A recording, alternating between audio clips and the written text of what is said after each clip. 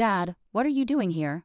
I shouted because there he was, lying in an old, worn-out tent in the yard under the blazing sun. It reminded me of the tents from my childhood.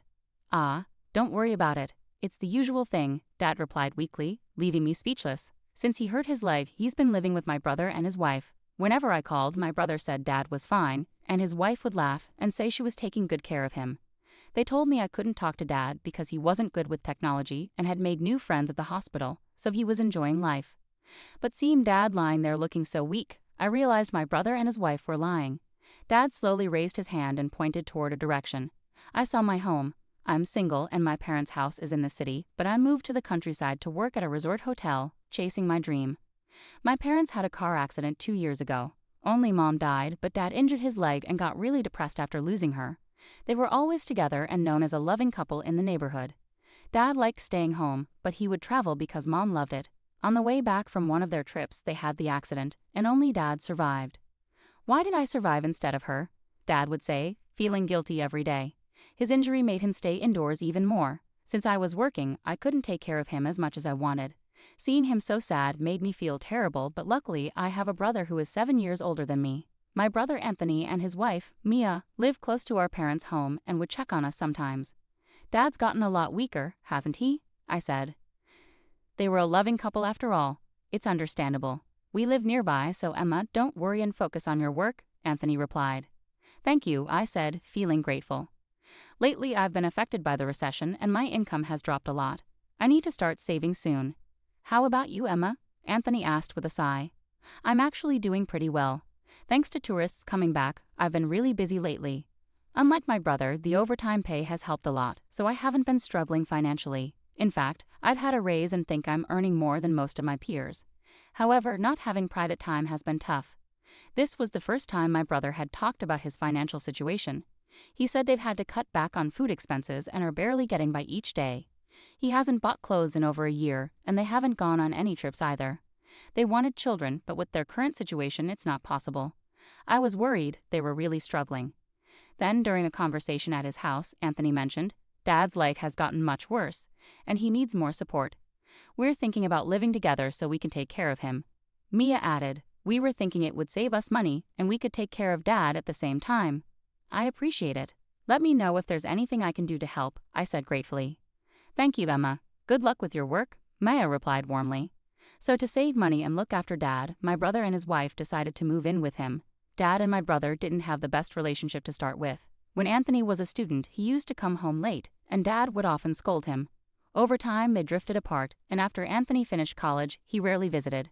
I hadn't seen them talk much since Anthony became an adult, so it was surprising that he was now positive about living with Dad. It seemed clear they were facing financial difficulties. The idea of saving on rent and living costs made sense, especially since I, living alone, understood the appeal. But I couldn't help feeling anxious about whether they would truly take good care of Dad, especially since I couldn't visit home often due to work.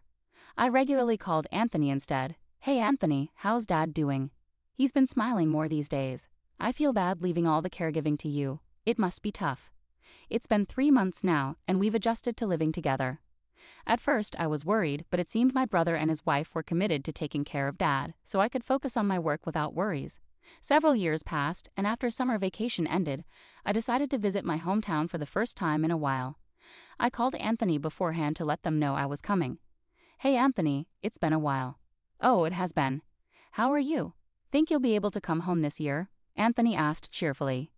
Yeah, things have settled down at work, so I'm planning to come home for a few days, I replied. That's great to hear.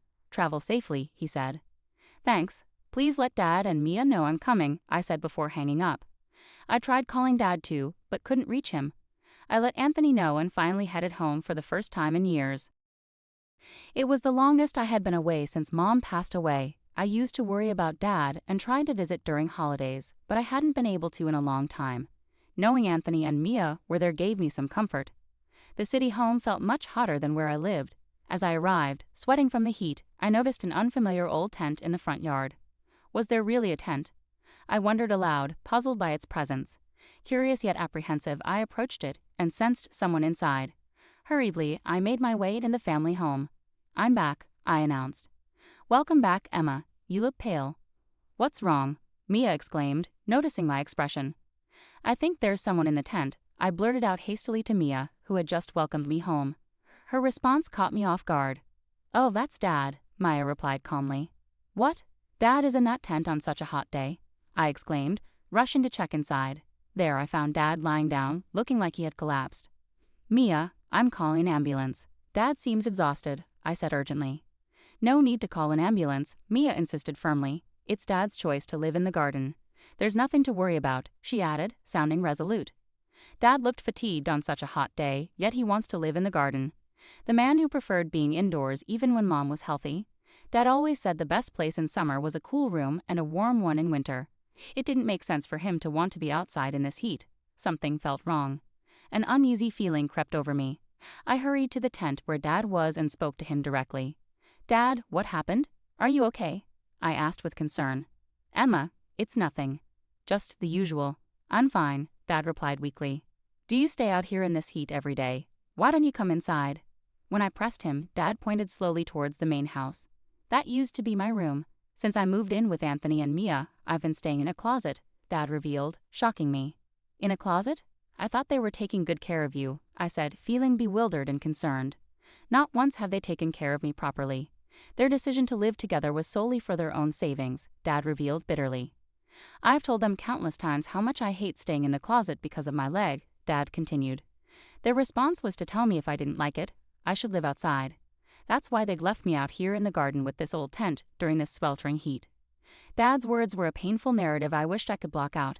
It was now clear that there was discord between my brother and Dad. I blamed myself for trusting Anthony. Mia, too, was not the nurturing type I had hoped for. I recalled how Anthony used to complain about her frequent nights out drinking until the early hours. This couple, who boasted about dining out every single day and never cooking at home, were clearly ill-suited to taking care of Dad. Yet foolishly, I had expected more from them. This is unacceptable. I'm here now, and I've got you, I declared firmly. It was shocking to uncover how badly they had treated Dad. Despite their assurances of good care over the phone, they had confined him to a closet and then banished him to the yard. Anger surged through me, unforgiving and intense.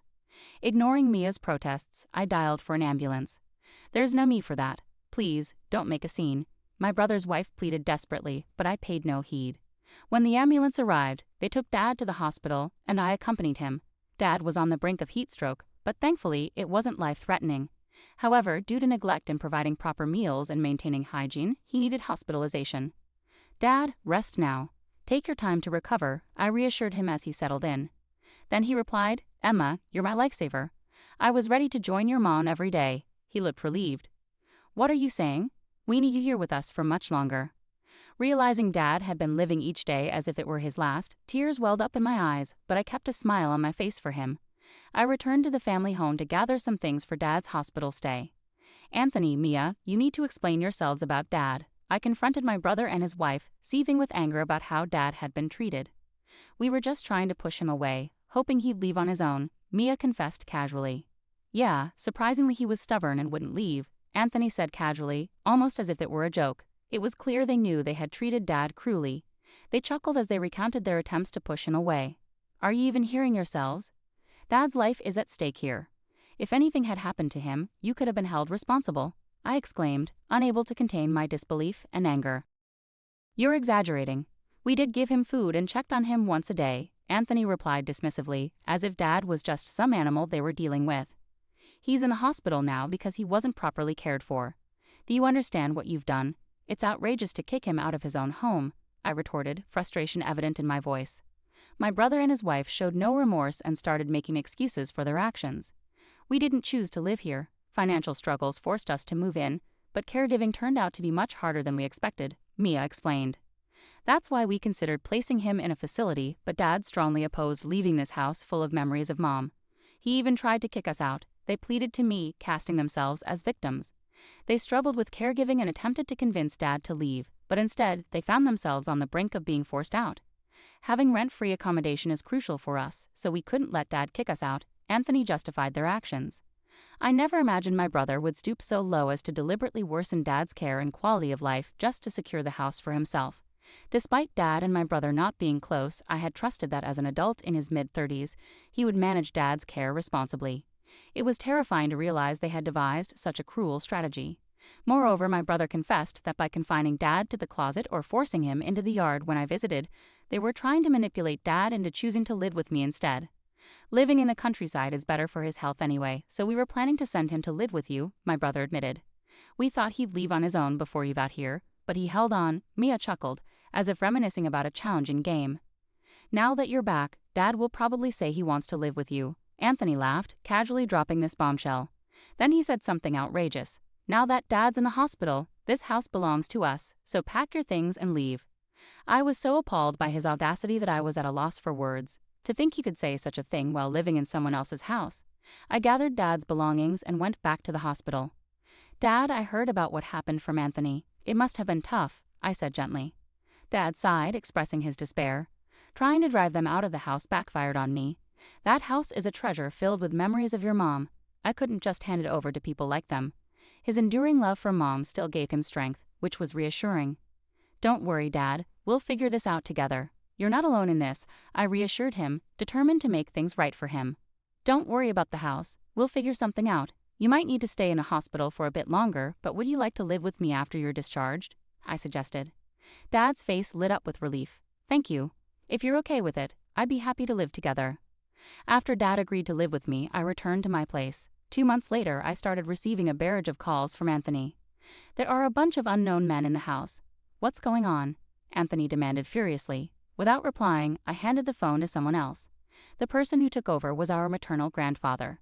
Hey, Anthony, I've heard the story from Emma. You've done something terrible to my dear son-in-law. When grandfather spoke, Anthony sounded shocked. Our family home was actually built by grandfather as a wedding gift for Mom when she was young. Dad, who was adopted into the family, was always treated by grandfather as if he were his own son. When I told grandfather about the situation, he was furious and sent over some of his strongest apprentices to drive out my brother and his wife. After the commotion, I called grandfather, who owns the land and the house. Grandfather has always been imposing, and Anthony has always been afraid of him. I believed he could help us out of this mess.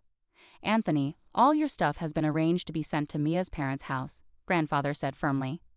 Don't just go ahead with things on your own, Anthony protested, though his voice was tinged with fear. You're the one who acted out of line. Now deal with the consequences, grandfather retorted sharply. A person who treated their family like that has no right to argue. Do you have any complaints? Grandfather said firmly. No, sir. I'm sorry, Anthony replied and didn't argue back. After that, grandfather was always kind to me but very strict with Anthony as he grew up. If Anthony cried, grandfather would spank him, which made him cry more and get scolded even more. What was okay in the past is now considered wrong. Watching Anthony, I often felt glad to be a girl. Even though Anthony would rebel against Dad, he never dared to go against grandfather. This time, too, he tried to resist a little, but grandfather quickly took control, showing that my brother couldn't match him. Anthony and Mia's belongings were sent to Mia's parents' house as grandfather had arranged. When they arrived, it was clear they hadn't been there in a long time. Hey Dad, I think our stuff has arrived, so we came to pick it up, Mia said. Mia's dad came out from the back room. I've heard everything from Anthony's sister. You two are going to live with us from now on. It's okay, we'll live at my family home, Mia replied. Don't even think about coming back after treating your father like that. I'll fix your bad attitude, Mia's dad said angrily. I had heard that Mia's dad was very strict. After explaining everything to him, Anthony and Mia had no choice but to live under his strict rules. Mia learned to cook from scratch and had to prepare meals for the family every day. Anthony got permission for a side job and helped Mia's dad with his work on weekends. After Dad was discharged from the hospital, grandfather told him the house needed repairs because of some damage. Determined to fix the house filled with memories of Mom, Dad committed himself to rehabilitation and recovered impressively. You did great with the rehab. The doctors were even surprised by how quickly you recovered, I said. Of course, it's the house filled with memories of your mom, so I need to put my all into fixing it. Dad replied with a brightness in his voice like in the old days. It seemed his love for Mom helped Dad recover. With grandfather's instructions and the help of his apprentices, we gradually repaired the house. While fixing the house, Dad seemed to regain the sparkle he had when Mom was alive. You seem really lively, I said. Working on the house brings back a lot of memories, and it feels like I'm talking to your mom. I felt like she had gone far away, but maybe she's been nearby all along, watching over me. Hearing Dad talk like that almost brought tears to my eyes. Despite the horrible treatment from my brother and his wife, maybe Mom really was protecting him. Eventually, the house repairs were completed. When the repairs were done, Dad decided to let go of the house. Dad, are you sure? I felt like Mom said it's okay not to cling to this house anymore. Plus, now that it's so beautifully done, I really want someone to live in it, he spoke calmly. I see. I think she would be happy too. Thanks to the renovations Dad and the team made, a buyer was quickly found. Because of all this, Dad and grandfather decided to move into nursing homes. I've started visiting more often. Dad, how are you? I'm having a great time every day. Made a lot of friends too. It's all thanks to you, Emma. Really, thank you, Dad said with a smile. Dad seemed to be enjoying his days with the other residents, making the time I spent with him even more precious. I've been living more peacefully every day. As for Anthony and Mia, we've gotten used to Dad's discipline, and it's quite comfortable this way, Mia said. Yeah, he's not strict all the time, and the house is big. It's great, Anthony added, seeming to enjoy their lifestyle too. Being relieved from caregiving, we're actually lucky, Mia said happily. Thanks to this, we're living a good life despite our low income. I feel so grateful. My brother and his wife had adjusted to living at Mia's parents' house and were happy to be free from caregiving responsibilities, showing no signs of regret. But then Mia's dad, furious at their lack of remorse, kicked them out. There's no remorse from you, so you might as well leave, Mia's dad said quietly yet angrily. Pack your things and leave immediately. He expelled them without allowing any discussion. Accustomed to living at home without saving money, they found themselves homeless and desperate. Until they could afford the initial costs for a new place, they lived in an old tent in the park during winter. It's freezing. We're in this situation because your income is so low, Mia blamed Anthony. The tent is from home, but I bought you a new sleeping bag, so stop complaining. I've been working 7 days a week without a break, Anthony retorted irritably. With the money from his side job already spent, they had nothing left. How about we contact Emma and ask if we can live with her in the countryside? Anthony suggested without much concern. Soon after, Anthony called to inform me they had been kicked out of Mia's parents' house and were now sleeping in a cold park. My brother, who had previously made fun of my rural lifestyle, was now pleading to live with me. Knowing how badly he treated our father, I couldn't bring myself to help him, so I refused. I decided to block all future communications to avoid any further trouble. I can only hope they realize that their actions have consequences.